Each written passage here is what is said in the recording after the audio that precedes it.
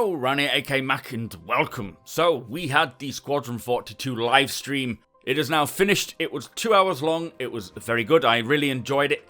This is just an overview or a quick breakdown of what we actually got to see. I've provided some of the footage, not all of it, obviously, but I'll do some more videos in the future. Anyway, they started off with a tour of all the studios, well, not all the studios, the UK, the Frankfurt, and the LA studios, talking to a number of the members who are working on Squadron 42 and just giving us their thoughts and so forth. A bit boring to start off with, but it's obviously for a reason. They want to show off the people who are creating the magic, so it was worth it, of course. Then they went straight into the sort of a gameplay tour. Now, this is what they class as a vertical slice. A vertical slice is just a snippet of one mission, or a part of a mission that is kind of polished to near completion. It does still need a lot of work, they said, so bear that in mind when you're watching it. But this is a brief rundown of what we saw in this gameplay demo. I will be doing a full breakdown of the whole vertical slice, pointing out the bits that you may have missed and talking further about what we saw. I really love doing those, and you guys seem to enjoy it as well. But they started by your character waking up on the Idris. He went to his closet and got dressed, and then he did a little tour of the Idris, so he looked around the mess hall, the bridge, and engineering, and then reported for duty in the briefing room and sat next to Mr. Mark Hamill's character. Liam Cunningham's character explained the job at hand, which is to patrol an area of space and locate a missing starfarer. Now, after the briefing, we went to the Master-at-Arms and acquired a pistol and a knife. A very nice moment was that. I enjoyed seeing that.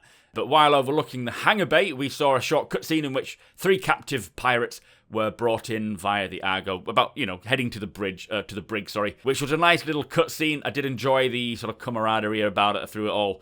The characters did feel very robust and quite intimidating. But then we finally got into the Gladius and took off.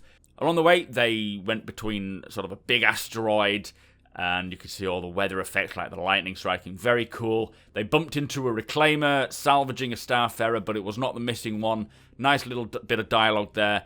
And then they continued on their way. Had a call from a friend near, or one of Mark Hamill's friends, near a planet of Odin. So they travelled towards there, and upon arrival, they were met by a couple of either OMC pirates or slavers, not really sure which ones. But the slavers had taken the advocacy friend from her Avenger and taken her to their base. So they headed down to the surface and travelled quite a long way through this large amount of debris, landing at a specific location. It was a very cool flight, lots of great aesthetics there. And as he headed inside this station, we saw the main guy using his personal arc welder to cut off a power station and then searched for a power plant, allowing him to regain power to this station and get the elevator working. A very nice moment. I really enjoyed that bit. But along the way, he interacts with a console, opening the blinds. He travelled down a very windy, alien-esque valley, and again, using his paw, he cut his way into a crawl space. Met a couple of slavers and engaged in an FPS battle throughout. It was a bit sketchy. It needed a lot of work, a little bit more polish as well. It didn't feel very fluid, but I will come on to that in a separate video, talk a bit more about that on the breakdown. And then eventually he found the lady he was looking for, freed her from her handcuffs, at which point the gameplay demo stopped. Personally, I loved this bit of gameplay. We can see it's far more immersive and objective-based gameplay involving FPS and air. Some real great visuals and acting as well. Very, very cool, and it does give us a good insight into how the main game is, or how the Squadron 42 single-player campaign will play out. As I've said, I'll do a bigger breakdown of that later on. We also had a ship-shaped special for Squadron 42, looking at a few of the ships that have been in Squadron 42, starting with the Idris. This is quite a signature ship for Squadron 42. It's in the final art phase now. They're working on set dressing and lighting for Squadron 42.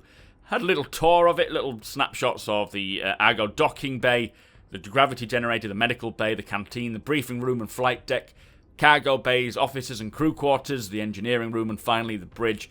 They did speak about how it's grown and came to be from the early days to now. And all the stations on the bridge, they say, have interlaying dependencies. So the pilot will, say, have control of the gun until someone comes in and sits down, and he can then slave that gun to the gun, make it a gunner seat, and then his friend can take control of it.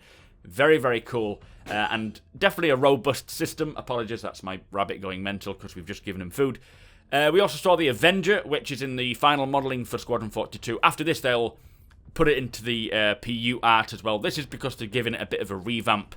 One of the original ships for the game as well. It's now got more room to walk around in the back, better textures and shaders. There's more camera maneuverability in the cockpit as well. And it's actually the Advocacy's main combat vessel, so it needed to look more grungy, a bit more worn and used. Now the next ship, or not a ship they spoke about, was the Tumbrel Nova Tank, or Tonk, as the French guy kept calling it. This is in concept phase LTI, it's just gone on sale.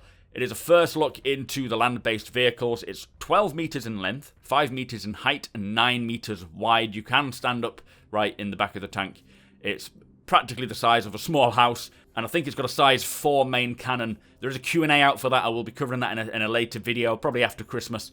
But it's designed to shoot the main cannon at ground vehicles. It will be too slow for tracking air vehicles.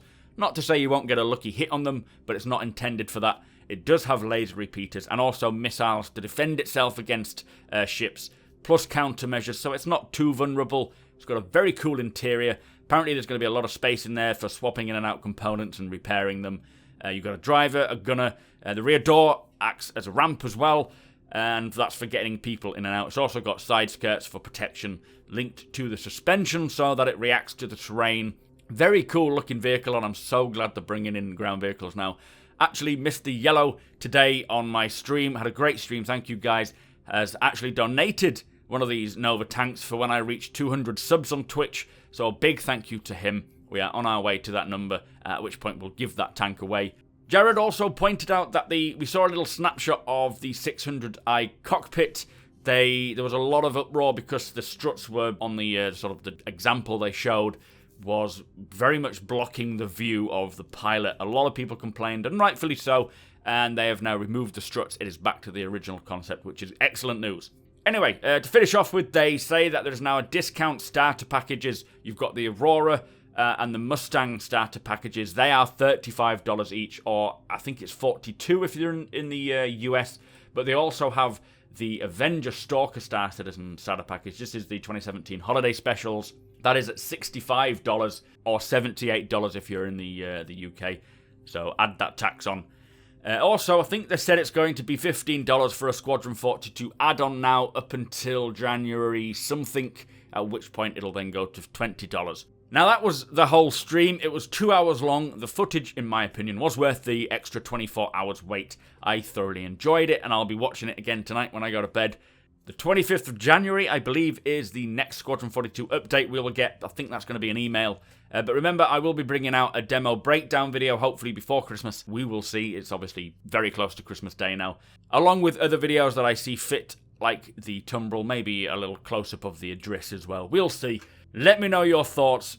Merry Christmas to those of you who celebrate Christmas, and happy holidays to those who don't. Don't forget, we've got loads of giveaways happening right now. They can all be found at the top of the description. Plus, loads more coming in January. We have 2 Constellation Tauruses, a Freelancer, a Cutlass, a Constellation Phoenix now, and a Banu Merchantman, all being given away sometime in the next year, quite early on. Thinking all in January, but I might spread it into February as well. So make sure you're subscribed to me here on YouTube. Follow me on Twitch. Follow me on Twitter and Instagram so you do not miss out on those. Thank you so much for watching. Let me know your thoughts, and I shall see you next time.